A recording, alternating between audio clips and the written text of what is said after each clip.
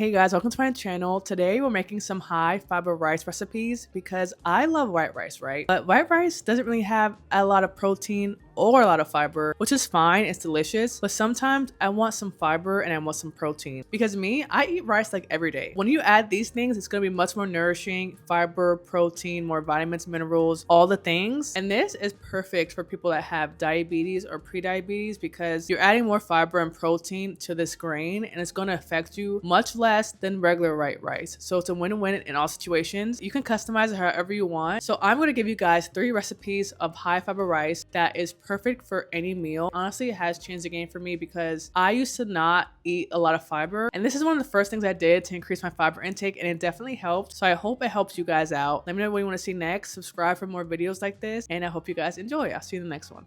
Let's start out with this gorgeous multigrain rice. We're using green lentils, which adds an extra 18 grams of protein and 8 grams of fiber per half cup. This tricolor quinoa that adds an extra 10 grams of fiber and 12 grams of protein. And whatever white rice you prefer, I love jasmine rice, but you can use basmati or any short grain rice you like. Now, this recipe is pretty straightforward and easy. Just measure and sort your lentils. Make sure there's no crazy things in there, and you want to soak them for at least 30 minutes. For me personally, I find that soaking them for at least 1 hour is the sweet spot. The longer you soak them, the easier it's going to cook in the rice cooker. One thing to mention is you can change these ratios if you like. I'm using 1 cup white rice and then half cup of the other 2, but you can use, 1 cup lentils and half cup white rice, whatever you like. For the quinoa, make sure you rinse it off, of course, but I find that if you soak it, it definitely tastes better because a lot of people complain about the taste of quinoa, like it's bitter or something. Soaking it will definitely help with that. So if you do not like quinoa, try soaking it for at least 20 minutes and it will definitely help. This is totally optional, but you can use chicken stock, veggie stock to season the rice. I love using this one, but sometimes I don't use any seasonings. I just have a plain clear canvas, so whatever I put on top of the rice won't clash, but sometimes I do add some seasonings. This is the aftermath of me soaking the lentils for at least an hour, and you see how they've swelled up. This will definitely help with the cook time and make it much quicker. As for the rice cooker, this one is super small. It is so cute and it's perfect for me, but I can understand it might be too small for most people or most families. I bought this so long ago. I think it's a 2 cup or a 3 cup rice cooker. If you want though, I'll have the link in the description. Let me know in the comments, do you guys prefer a sticky rice texture or a fluffier rice texture? I love fluffy, so I add a little bit less water. I added about 2 cups of the stock, but if you want more of a sticky rice texture, add about 2.5 cups to 3 cups of water. But this is the perfect texture for me. Sometimes I have this for breakfast with the egg on top. You have this for lunch with the salad, or have it for dinner as a side, whatever you like. By the way, the quinoa makes this a complete protein, so really you could have this on your own and it'll be a meal. But I hope you enjoy.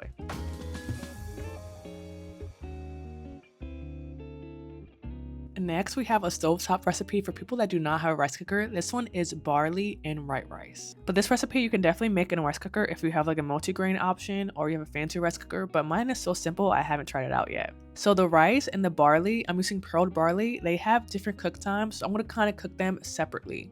Think about it like this. I'm going to give the barley a head start, then add the rice and then cook together. Don't be like me though, I got so distracted by filming, I forgot to rinse the barley, and you see here how cloudy it is.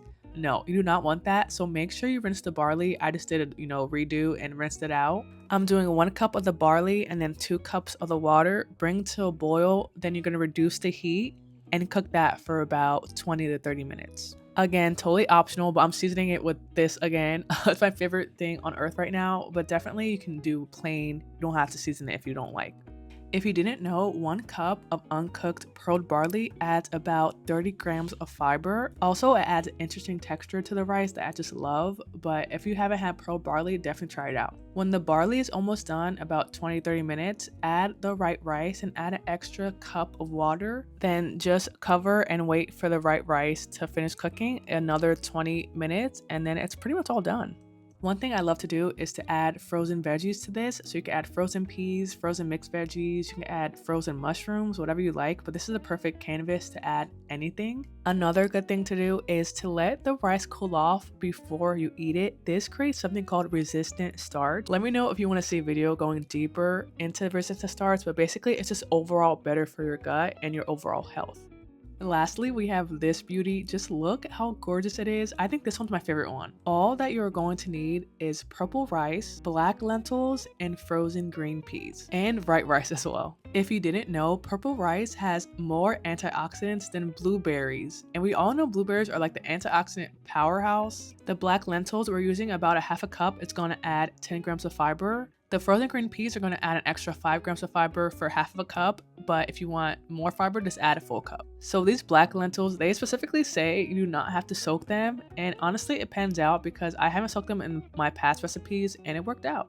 I love lentils, and they are very rich in iron and potassium, magnesium, fiber, protein. And when you add it to rice, it helps with the glycemic impact, so it will not affect your blood sugar as much. The ratios I'm using is half cup of the purple rice, half cup of the black lentils, half cup of the white rice, and then half a cup of the frozen green peas. But again, feel free to change the ratios to your liking. You could do 1 cup of the purple rice and 1 cup of the green peas, whatever you like, it all works. My rice cooker is very basic, so if you have a fancier one and it has a multigrain or brown rice setting, use that and it'll definitely help. I'm using about 2 cups of water. I'm filling the water to the 2-cup line for the white rice section, if you can see.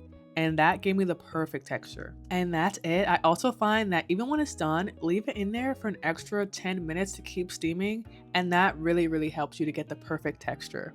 Please let me know in the comments which recipe you think you guys like the best. I think this one's my favorite because it's so pretty and also it's so good. And not to mention, you're getting so many vitamins and minerals and nutrients from this combo. You cannot go wrong. Definitely put all your questions or tips and tricks in the comments. I would love to hear it, and I hope you guys enjoy, and I'll see you in the next one.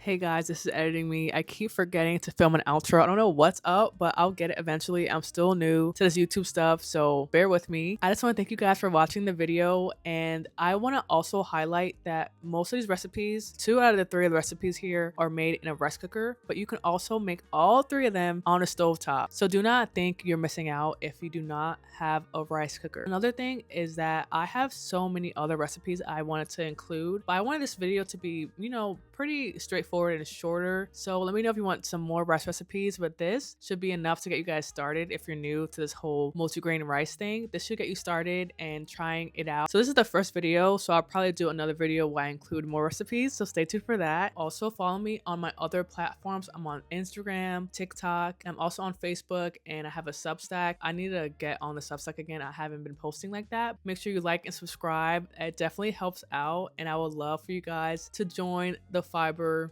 train. I don't know what to call it. I'll be posting more recipes, more tips and tricks. Let me know what you want to see next. But yeah, I hope this helps you guys out. Let me know if you have any questions, any tips, any tricks. I'll be posting once a week, so stay tuned. I'm going to try to maybe do Sundays are my days I'll be posting. So definitely stay tuned for my next video, and I'll see you guys in the next one.